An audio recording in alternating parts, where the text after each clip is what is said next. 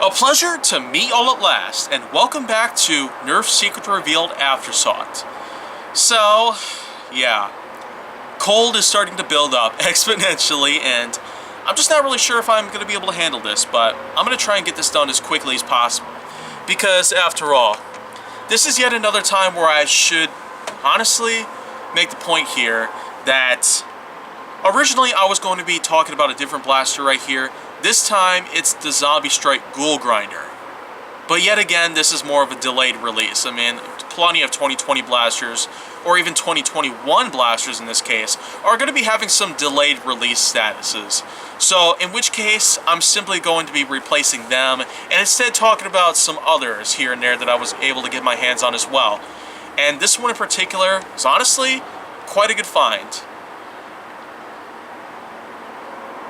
The rival Saturn.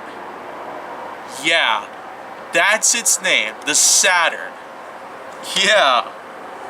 I mean, this gives me a lot of hope and a lot of inspiration. The fact that, well, somehow Hasbro was able to go back to their roots and start giving proper names to their blasters.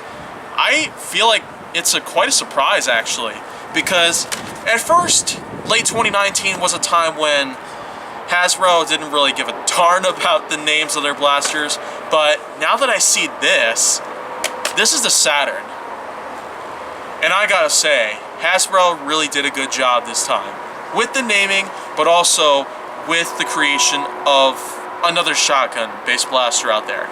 We've had quite a few shotgun-based blasters out there, like the Rough Cut family of blasters, which happen to be famous for their multi-shot capabilities, not to mention the many others that came along the way as well, that either copied the aspects of the Rough Cut itself or have also had some new abilities of their own.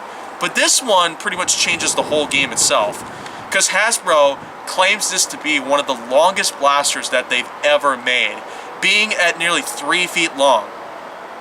As a matter of fact, that's what the box actually said when I first got this. It wasn't even 3 feet long, the box itself, but that was because this stock attachment was not assembled to the blaster itself. So, of course, this meant that, well, of course it's not removable because it's a permanent attachment. Similar in ways to that of the Mega Centurion's barrel or the Raider's clip thingy. Yeah, I'm not entirely sure about which blasters out there have permanent pieces, because after all, not every blaster works the same.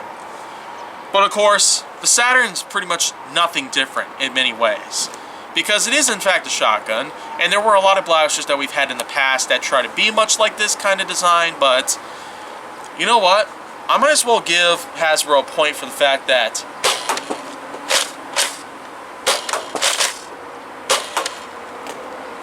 the ergonomics and performance on this thing are just outstanding. This is pretty much enough to start combating with the new additions to the Ultra lineup itself, but yeah, you probably know how I feel about the many people out there who lie about the Ultra lineup itself, and the fact that many people just don't even seem to realize that Nerf is not in fact lying to us about the darts themselves, or about anything in the Ultra lineup itself. Once again, if Drac of the state of Georgia could let me know on what lies Hasbro has told to us, then, I don't know, I could probably cut you some slack for that, but until then, this is pretty much how I feel about you. Well, anyways, quite honestly, the ergonomics on this thing are just superb. I mean, it certainly gives us this kind of feeling of actually handling a real shotgun, just much lighter, with the fact that, well, they're primarily composed of plastic. No real surprise there. But, in case the performance and functionality of this blaster aren't already amazing enough, then, well, check this out.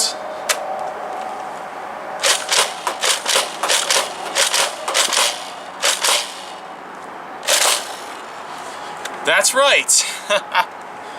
You can actually do slam fire with this.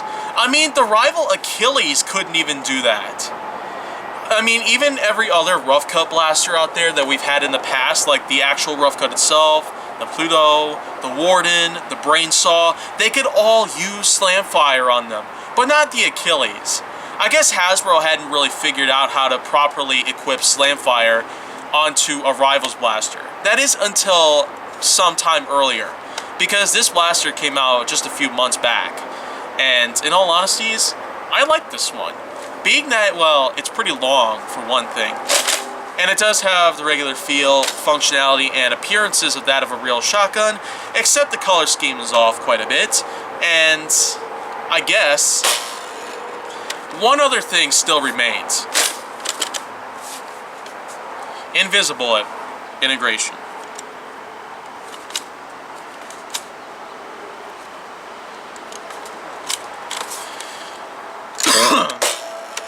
So let's just see here. Let's see if we can get ourselves some extra points here. Extra credit, if you will.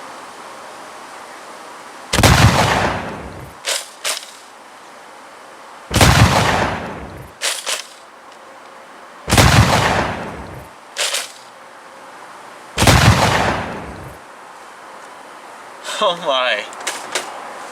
Oh wow. Intimidating. Exciting. Intrepid, and just overall exhilarating.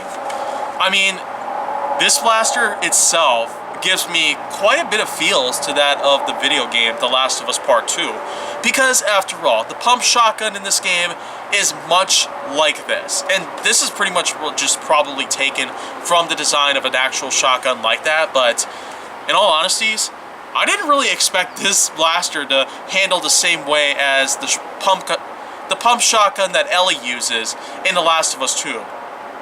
I mean, that thing alone had a pretty intimidating sound. But the fact that I was able to have that sound put on the disc blaster, invisible integration, it really does a lot of wonders for you. Wouldn't you agree? Yeah, maybe you do, maybe you do not agree with me on that. But in all honesties, this blaster does have so many good things about it that I just can't really seem to explain any of the bad things in general. Although, maybe I could just list a few right away.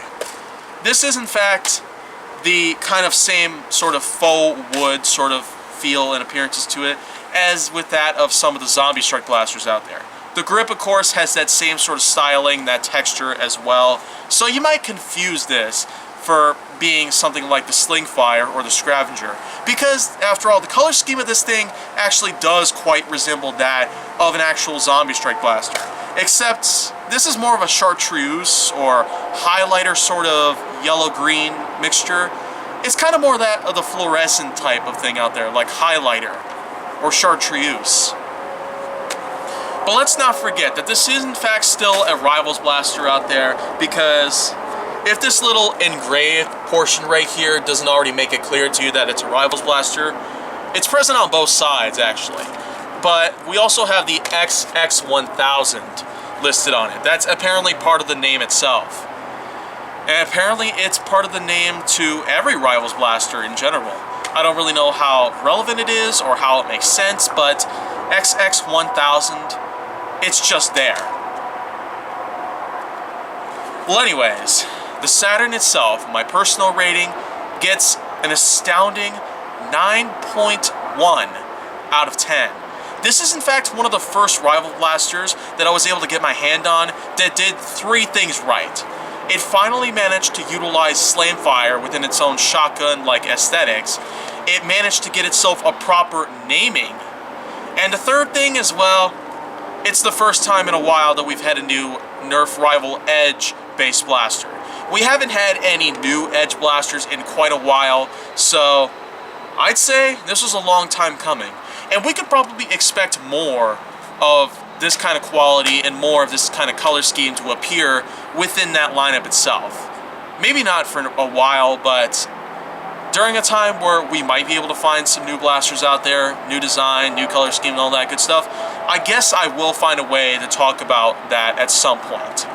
But until any of that happens, if you want to see more, go down to my channel, including my little climactic finish of the Aftersought series itself. Then make sure that you like, subscribe, comment, follow me on social media, and stay on the Hollywood side.